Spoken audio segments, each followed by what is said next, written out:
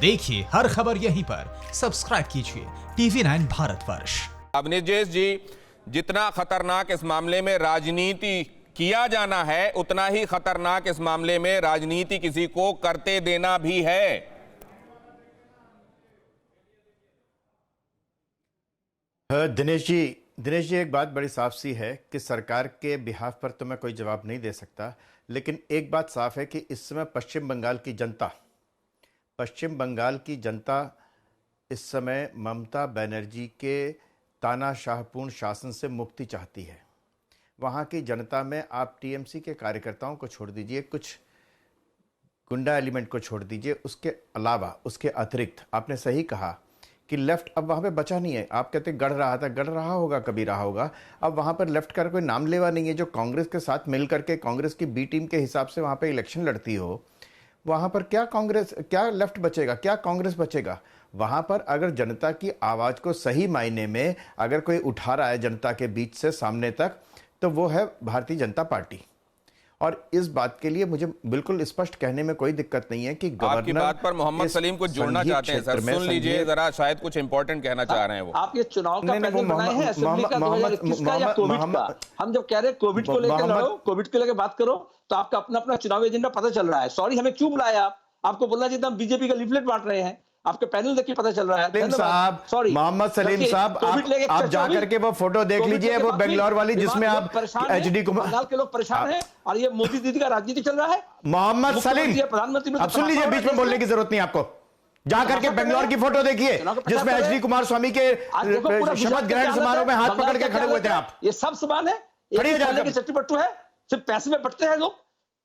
पूरे देश की वजह से हालत है वहां पर, मजदूर परेशान है, आपकी वजह से आसानी से दूसरों की तरफ संविधान बचाने की।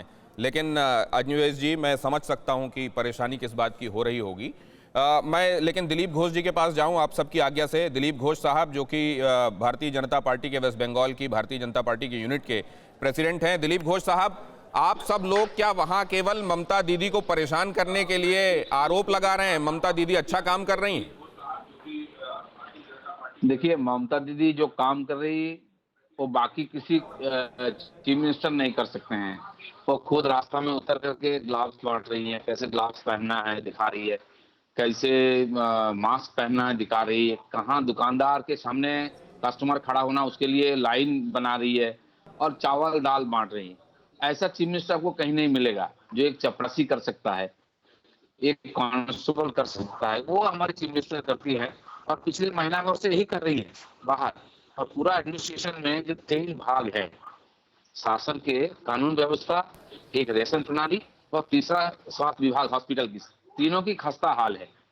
कितने डेड बॉडी है अभी तक हमारे पास जो खबर है, 57 लोगों की मौत हुई है, लेकिन दूसरा बीमारी रहने के कारण उसको रिकॉर्ड में नहीं लिया जा रहा है कोविड के कारण।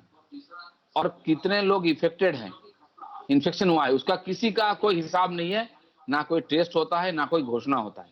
अब कितने वीडियो आ रहा है जो पेशेंट को ले जाया जाता है, फिर वो कहाँ गायब हो जाता है, उसका परिजन को पता ही नहीं चलता है। एक भय और संदेह की वातावरण है।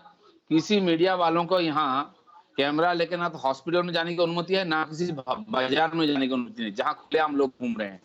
चीफ मिनिस्टर माइक लेके प्रचार कर रही है कि आप प्लीज घर में जाइए, मुझे माफ कर दीजिए, मुझे बोलना पड़ रहा है। क्यों 1 महीना का आप लोग कह रहे होंगे कि वहाँ कोविड का संक्रमण बढ़ रहा है, घोषणा कर रही है, लेकिन अब देखिए ना दिलीप घोष जी, वो क्यों नहीं कर रही है? दिलीप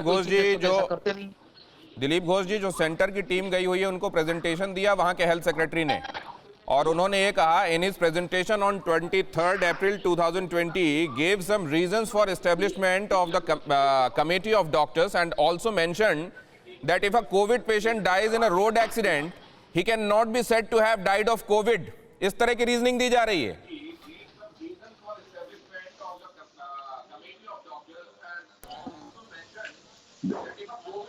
अरे आवाज यार सुनते हो? दिलीप घोष साहब, आवाज आ रही है आपको?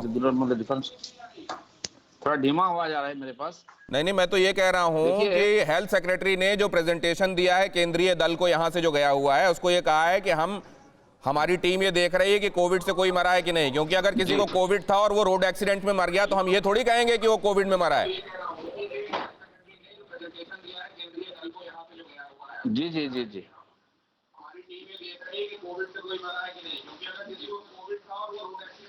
सर टीवी का वॉल्यूम बंद कर दीजिएगा, केवल ईयरपीस से सुनिएगा। देखिए मैं वही कर रहा हूँ, यहाँ की सरकार ने जो डॉक्टर्स है और स्वास्थ्यकर्मी इनके लिए 10 लाख रुपया बीमा का घोषणा किया है।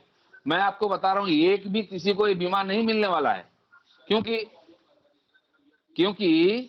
यहाँ एक भी बिना 60 के ऊपर लोग हैं जो बिना दूसरा बीमारी के कोई नहीं मिलेगा आपके यहाँ, फिर तो कैसे वो कोविड इन्फेक्टेड आपको लगेगा। और इसीलिए 57 लोगों की लगभग मौत हुई है, केवल 18 को घोषित किया जा रहा है क्योंकि उनके अंदर दूसरा कोई ना कोई बीमारी था, कोई बीपी, शुगर, किसी का न्यूमोनिया, उसी को लिखा जा रहा है। और मजेदार बात है, जो डॉक्टर ट्रीटमेंट कर रहे हैं उनको अधिकार नहीं है डेथ सर्टिफिकेट लिखने की और डिजीज लिखने की। डिजीज कोई और लिखेगा, डेथ सर्टिफिकेट कोई और लिखेगा, एक हेल्थ डिपार्टमेंट उसकी निश्चय करेगी। एक स्पेशलिस्ट टीम बनाई गई है। पहले दिन ही वो गलती कर बैठे, वो बोल दिया 7 डेथ हुई है, तुरंत यहाँ की चीफ सेक्रेटरी ने फिर बुला करके प्रेस को बोला नहीं 7 नहीं 3 है। तो जो कमेटी बनाती है हमारी चीफ मिनिस्टर, उसका ऊपर उनका खुद का भरोसा नहीं है। ठीक है, ठीक है। फिक्र आपकी, सोमवार से शुक्रवार रात 9 बजे सिर्फ TV9 भारतवर्ष पर।